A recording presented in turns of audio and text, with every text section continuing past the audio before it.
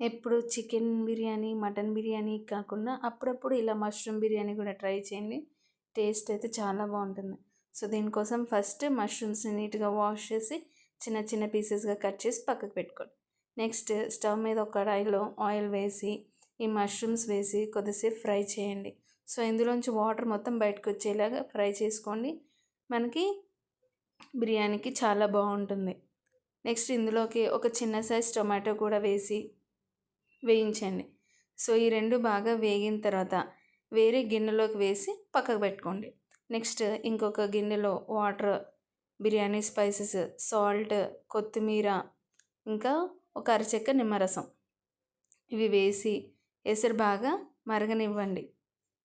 next మనం పక్కకు పెట్టుకున్న మష్రూమ్స్లో కొత్తిమీర, పచ్చిమిర్చి, అల్లం తరుగు, నెక్స్ట్ వేయించి పెట్టుకున్న జీడిపప్పు, ఆనియన్స్,